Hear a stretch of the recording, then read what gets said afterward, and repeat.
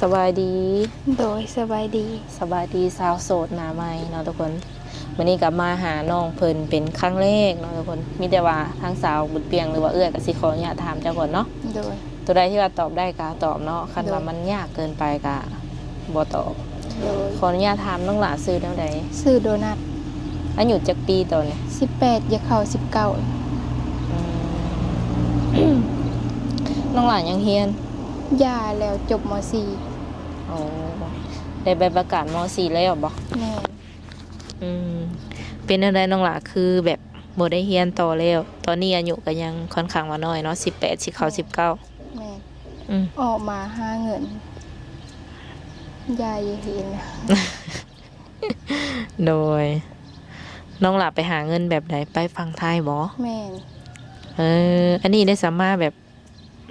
พักพรหรือว่าแนวใดมาเลยมาเอ็ดเวย์อยู่ของงานตัดนิบนี่แนมกล่องเด้อมองนี่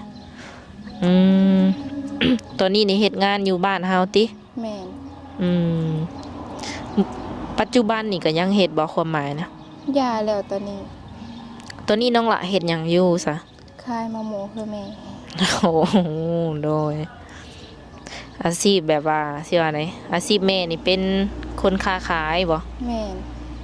ตอนนี้ก็คือว่าบ่ได้เฮ็ดหยังเนาะมีแต่ว่าขายมักโมซอยแม่เล็กๆน้อยๆบ่แม่นขายมักโมนี่แบบว่าเฮาปลูกเองบ่นั่นล่ะบ่ไปหับเข้ามาอืมขายทุกมื้อบ่แม่นขายทุกมื้อห้านเองหรือว่าแบบเฮาเป็นเลาะขาย ไปหลอกขายแม่ไปหลอกขายแล้วก็เฮาก็นั่งขายอยู่เหินอืมมื้อหนึงนี่ได้ละได้จักพันน้องละได้2-3แสนนี่แหละ โอ้โดยกะบ่น้อยบ่หลายเนาะแม่นอันนั้นรวมทั้งทุนรวมทั้งกำไรบ่มื้อละ 2-3 แสนแม่นอืมรวมกันไปเลยอืม แล้วปัจจุบันนี่น้องล่ะโสดบ่ โสด ผ่านมานี่เจ้าเคยแบบสร้างครอบครัวบ่น้องล่ะบ่เคยแบบแต่งงานบ่ยังบ่แม่นเคยแบบว่ามีแฟนบ่เคยมีเคยอยู่ แม่น เป็นแนวใดแบบว่าคบกันแบบได้โดนอยู่บ่ บ่ ประมาณจักปีจักเดือนเฮาคบกัน 4-5 เดือนนี่แหละอืมส่วนหลายคนที่ว่าเขามาจีบน้องนี่อายุหลายกว่าบ่หรือว่าซ้ำกันกับเจ้าหลายกว่ารุดลื่นกันหลายบ่แม่นเพิ่นสมมุติว่าแบบคนเข้ามานี่ลื่นน้องหลาประมาณจักปีประมาณเพิ่นประมาณ30นี่แหละโอ้ แสดงว่าน้องเองก็เคยแบบมีประสบการณ์แบบว่ามีความรักมาก่อนแล้วเนาะแม่นอืมตอนนี้เลิกกันแล้วเลิกแล้วอย่าขาดกันแบบจบเจือแล้วติเนาะแม่นหย่าแล้วโดย ถามเพื่อความชัวร์เนาะ เพื่อคนที่ว่าเพิ่นสิเข้ามาจีบหาแหละยันมีปัญหาอหย่างประมาณนี้ ตอนนี้ก็ถือว่าโสดสนิทเลย แม่นผู้บ่าวแถวบ้านนี่เขาก็บ่ได้มาหยอกบ่นั่นล่ะ บ่ อืมคือเขาเป็นแม่ค้าขายเครื่องอยู่แคมป์ทางเนาะเวลาลูกค้ามาซื้อกะเขาก็บ่ได้จีบบ่ได้หยังบ่บ่อ๋อน้องหล่ะเปิดใจว่าอยู่ติเปิดใจให้อยู่ทอแต่ว่าบ่มีคนใด เข้ามาจีบหรือว่าอยากแบบเข้ามาทักมาถามประมาณนี้บ่แม่นโอ้ยมื้อนี้นี่ถือว่าออกมาเปิดใจแม่นบ่ แม่น เปิดใจในมื้อนี้น้องหล่ะก็มีแบบสเปคผู้ชายอยู่บ่ สเปคยังไม่มีแบบเลยก็ได้อายุได้ซะน้องล่ะอายุ30-60ก็ได้อืม60สมมุติว่า60กว่าๆได้ยังมีสิทธิ์อยู่เนาะ โดยคือรูปร่างหน้าตาเจ้าบ่ได้โฟกัสอีหลีบ่บ่ว่าเพิ่นสิเตี้ย ดำหรือว่าอิหยังประมาณนี้ก็บ่ได้ว่าบ่อืมขออนุญาตถามน้องหล่าสูงเท่าใดประมาณ158น้ำหนักได้ซะ49อืมเป็นคนแบบว่าคิงบางห่างน้อยเนาะผมยาวๆทุกคนตัวจริงเพิ่น จงได้ด้นบ่น้องหลานผมนี่ โดน อ๋อสงสัยแบบสิหักผมแฮง อืมเลยแบบว่าคนที่สิเข้ามาจีบน้องนี่อยากได้คนแบบใด อยากได้คนรวยบ่หรือว่าฐานะปานกลางหรือว่าแนวใดก็ได้ มีโหลยก็ได้พอแต่อยู่น้ำแล้วอบอุ่นนิสัยผู้ใหญ่ นิสัยผู้ใหญ่นี่แบบใดนิสัยผู้ใหญ่นี่เพิ่นต้องเอาใจเฮาบ่หรือว่าแบบใดอธิบายแบบว่าให้ FC ฟังแหน่ ก็แปลว่าคนที่ดูแลเขาได้นั่นแหละ มักอยู่บ่สับผู้ชายแบบไปลิ่นไปเที่ยวนี่นะ บ่ กินเหล้ากินเบียร์ได้บ่ซะ กินได้ ให้กินบ่ เพื่อกิน อืมคันไปแบบ คือสมมุติว่าเขามักเฮาอยู่แต่ว่าเขาก็อยากลิ่นอยากเที่ยวนํจังซี่นะรับได้บ่ ก็หับได้ คือว่าเพราะว่าน้องหลาว่ากินได้ว่าซั่นเนาะหรือว่าบ่ให้กินเลยซะ เพื่อกิน อืมแล้วผู้บ่าวที่ว่ามีหนวดมีเขามักอยู่บ่ หมัก สูบยาได้บ่ ก็สูบได้เพราะว่ามันเป็นอันนั้นของเขาอยู่แล้ว โอ้รับได้อยู่เนาะอืม อนุญาตว่าซั่นซะทุกคนเด้อกินเหล้ากินเบียร์ก็ได้คะแนนยาเรื่อยบ่ แมน บัดโตเจ้าเองนี่มักไปหลินไปเที่ยวบ่ บ่ อืมหักคันว่าให้กิน สมมุติว่ามีคู่เลยเพิ่นชวนออกออกงาน ออกได้บ่แบบไปงานไปหยังนำแฟน เคยไป โอ้ตั้งแต่ยายเป็นสาวมายังบ่เคยออกงานบ่ แมน งานงานดองนี่เด้งานบุญอีหยังจังซี่ ไปก็มีแต่ไปกับพ่อแม่ เออพ่อแม่ห่วงบ่น้องล่ะ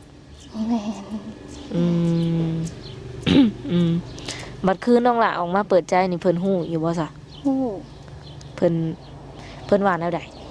เพิ่นก็ไม่ได้ว่าแน่เลย เพิ่นอนุญาตอยู่บ่ แมน อืมคือการเลื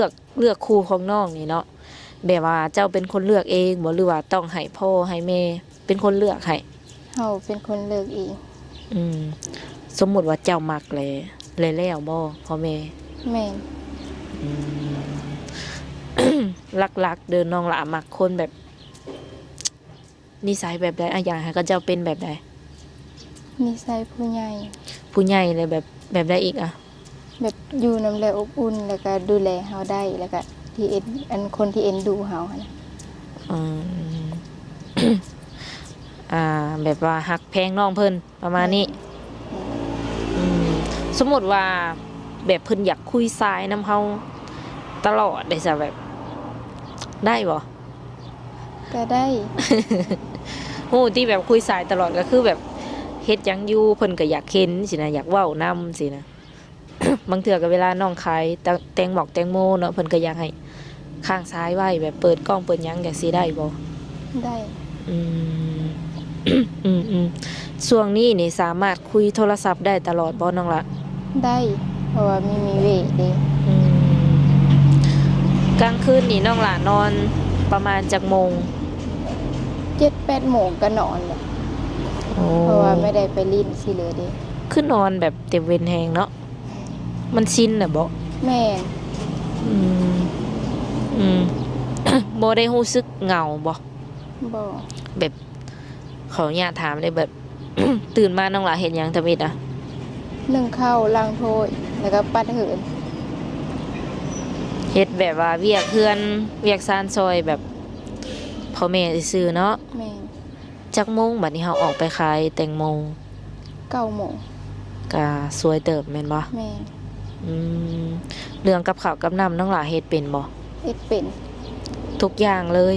แม่น เออ ขออนุญาตถามเด้อตอนนี้น้องหลาอยู่อาศัยอยู่กับไผ อยู่กับพ่อแม่ ไอ้น้องจักคนนี่ มีน้องคนเดียว หึมีน้องอีกคนหนึง แม่น หรือว่ามีน้องนี่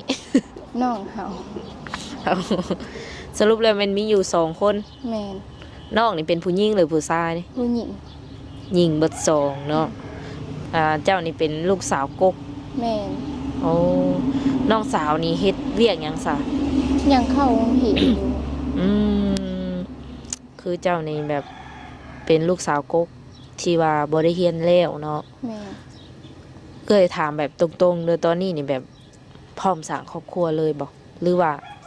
เปิดใจแบบใด ก็เปิดใจหาคนคุย อยากได้คนคุยก่อนบ่ แม่น คิดว่าแบบเฮาสิคุยกับเพิ่นโดนบ่จังสิแบบตัดสินใจเอาเพิ่นมาเป็นลูกเป็นผัวได้อะนะ ก็คุยกันไป5-6 เดือนนี่แหละ ก็บ่โดนเนาะ แม่น 5-6 เดือน หลืปีหนึ่ง อืม คือเพิ่นเห็นน้องปึ๊บแบบเพิ่นถึกใจปั๊บแบบอยากมาแต่งมาขอเอาเลย ได้บ่ แล้วมีแต่จะบอกว่าหลมกันไปก่อน เออ อืมอืม ประมาณนี้เนาะทุกคนสำหรับคนใดที่ว่าแบบตามหาคู่อะไรแบบอยากได้เลยคันว่าเห็นนะสำหรับน้องนี่คุยขันตามแมนอยู่5 เดือนขึ้นไป อืมเพราะยังจังอยากคุยกันก่อนบอกเพิ่นนะอืมเพราะยังน้องหลาจังอยากคุยกับเพิ่นเบิ่งก่อน ก็อยังเบิ่งใจกันไปก่อนนะเพื่อนเป็นคนในเลยหั้นนะ อืม อืมนิสัยตรงกันบ่เนาะ แม่ แบบว่าสิเป็นไปได้ในทางแบบใดการไปมาหาสู่กันเป็นแบบใดอยากฮู้เบิด แม่ อืม สำหรับผู้บ่าวที่ว่าเพิ่นเป็นพ่อห้างพ่อหมายบางคนมีลูกติดตามน้องหล่ะรับได้บ่ในจุดนี้ หับได้ เพิ่นมีลูกกับบ่ติบ่ บ่ อ๋อถามตรงๆเด้อสมมติว่าเนาะ สมมติว่าสิว่าไดเฮามีแบบผู้บ่าวอายุหลายอย่างสินะน้องหล่ะคิดว่าสิบ่อายคนบ่ไปหันมานี่นํกัน มีอาย เออ เพิ่นเป็นอันสาวหยังก็ผู้ไทยบ่ แม่ เพิ่นก็เว้าภาษาผู้ไทยเนาะมีอายเพิ่นว่า โดยมีอายก็แปลแบบบ่อายหยังประมาณนี้เนาะพ่อกับแม่อายุจักปีตอนนี้ แม่30ปลายแล้วก็พอ46-47นี่แหละ ยังหนุ่มเนาะอืมอืมอืมบัดน้องนี่ได้จักปีแล้วซะ 18จะเข้า19แล้ว มันก็อยากซ้ำกันกับเจ้าติแม่นบ่ แม่หานะบอก บ่หมายถึงอันน้องสาวเจ้านี่ น้องสาว บ่แม่นเจ้าได้ น้องสาวเฮายังเห็นอยู่หอมซาพักก็13 ปี อืมอืมอืมน้องเพิ่น13ส่วนเจ้าน่ะ18แล้วสิเข้า19 แม่ จักปีเต็ม19 เดินยังโดนเติมเนาะ 7แม่ อืมตอนนี้นี่วางแผนแบบอยากไปเฮ็ดเวียกเฮ็ดงานอยู่บ่ แม่ น้องหล่ะคิดว่าอยากไปเฮ็ดอยู่ไสในใจ ก็ฟันหาจะเป็นทหาร โอ้ คันได้เป็น อันอยากเข้าแบบว่าเฮ็ดเวียกแบบในในรัฐในหยังประมาณนี้ แม่ สมมุติว่าบ่ได้เป็นบ่อยากไปแบบไปเฮ็ดงานอยู่ฝั่งไทยบ่ ก็อย่าไป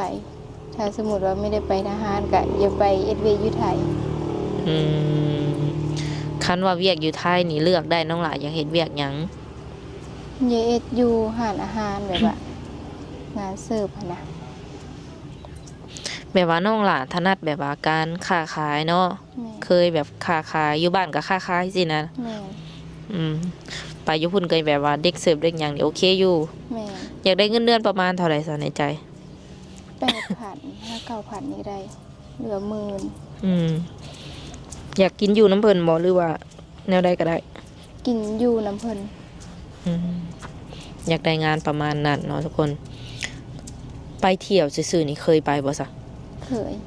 ไปเที่ยวแถวใดในน้องละไป ไปอยู่อันลังสิต อยู่รังสิตไปเที่ยวแล้ววะ ไปอยู่น้ำนาบ่าว อันนั้นไปเฮ็ดงานหรือไปเที่ยว ไปเอาหลาน เออมันก็บ่แม่นไปเที่ยวแล้วนี่ แม่ ยันว่าแบบเฮาตั้งใจขามไปเที่ยวเลยอย่างซี่นะ บอก ยังบ่เคยบ่ แม่ คันว่ามี FC เพิ่นอยากมาหาน้องเนาะคือเพิ่นเห็นแล้วในคลิปนี่นะแล้วเพิ่นอยากมาเบิ่งตัวจริง อยากมาเห็น ตัวเป็นๆเนาะให้มาอยู่บ่ เธอมา มาแบบใดมาแบบเซอร์ไพรส์ก็ได้บ่หรือว่าต้องนัดน้องก่อน ต้องนัดก่อน โดยเป็นอะไรคือให้นัดก่อน YouTube พามาเลยบ่ได้บ่ โดยเพื่อเตรียมโตวบ่ แม่น ผู้สาวเนาะทุกคน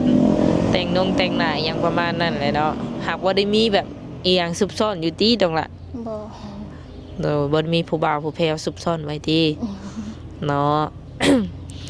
มาได้เพิ่นว่าแล้วที่นี่คันว่าเพิ่นมาบ่ได้เนาะเพิ่นอยากให้น้องนี่ไปหาเอง แบบอยู่ฟังมุกดาหารบ่อหยังแบบสิเจ้าสะดวกไปบ่ สะดวก คิดว่าสิไปกับไผเอาไผไปนำ ไปกับแม่ อืมเอาเมเลยแม่นบ่ หมู่คู่บ่มีบ่นั่นล่ะ บ่ เออ คือเอาแม่นี่เป็นทั้งหมู่เป็นทั้งแม่นั่นเนาะ แม่น ไปไสมาไสนี่แม่เพิ่นได้ไปนำตลอดบ่ แม่นไปนำตลอด อืมผู้บ่าวสิบ่อายบ่ต้องเอาแม่ไปนำ ไปกับแม่แหละได้เนาะ2 คนเออคือเวลาแบบเจ้าคุยกับผู้นั้นผู้นี้นี่ก็เล่าให้แม่ฟังอยู่บ่ บางทีก็เล่าบางทีก็ไม่ได้เล่า เพราะว่าเบิ่งเพิ่นแบบ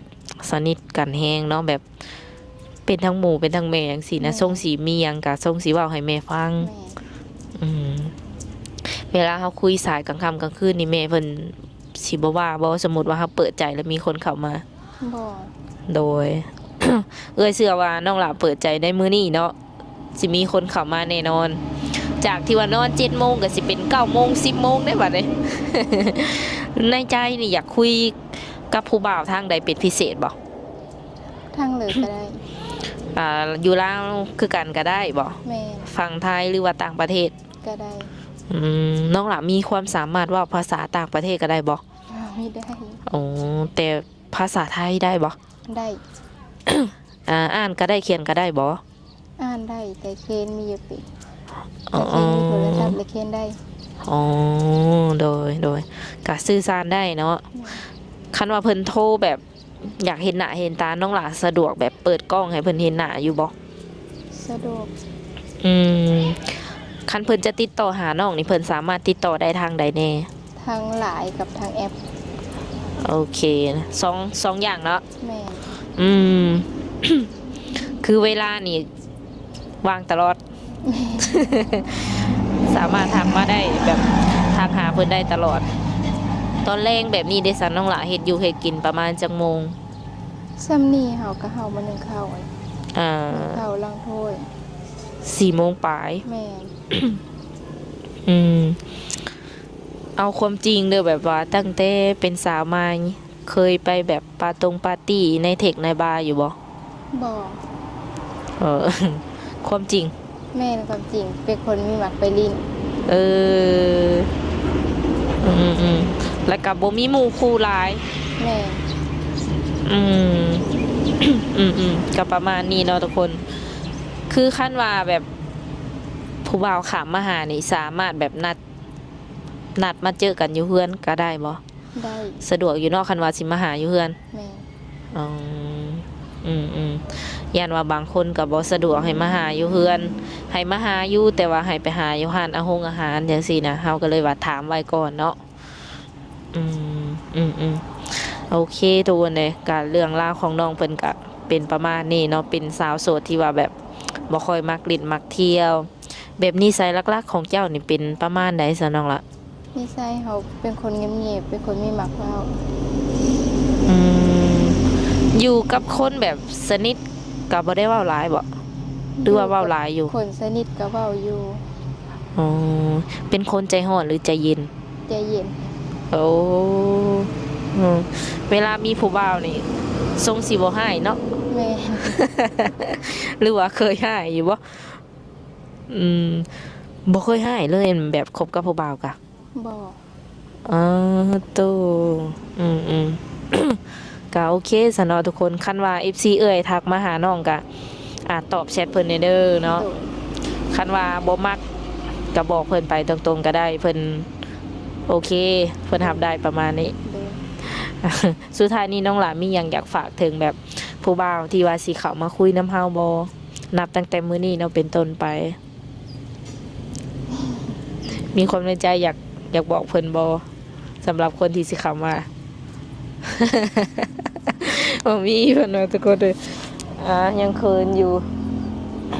เขินบ่หรือว่าอะไรสิ้นแล้วติคือน้องหลาเปิดใจนี่ครั้งแรกบ่ซะ ครั้งแรก เห็นในช่อง YouTube นี่บ่หรือว่าแบบมีโมคูแนะนำมา เห็นในซ่อง น้องหลาก็ติดตามอยู่เนาะ แม่ อืมใส่เวลาแบบโดนบ่จังตัดสินใจออกมาเปิดใจได้ มีดน ใส่เวลาแบบรวบรวมความกล้าประมาณจักมื้ออะ 2-3 ผิด ฮะ 2-3 ผิด 2-3 2-3 อาทิตย์ โอ้เป็น ประมาณ เดือน เดือน กระโดนเติบเลยเนาะ มันบ่ค่อยอยากได้ยินเนาะแต่คนแบบว่ารถมันขามไปขามมาเนาะ แม่ อืม โอเคสุดท้ายนี้ทางสาวบุญเปียงกะสิขอโอลมกับเพิ่นประมาณนี้ละกะมีน้ำจิตน้ำใจเนาะสิได้มอบเงินให้เพิ่นจำนวน100,000 กีบเนาะทุกคนไว้ให้เพิ่นเติมบัตรเติมเบอร์หรือว่าซื้อเฟอซื้อหยังกินแล้วแต่เนาะ โดย อันนี้ก็เป็นเงินที่ว่า ผู้ใหญ่ใจดีเนาะที่ว่าเพิ่นซัพพอร์ตช่อง YouTube เอื้อยเนาะเพิ่นฝากมาให้สาวโสดทุกคนที่ว่าถ่ายทำนำหั่นแหละ โดย อ่าอืมโอเค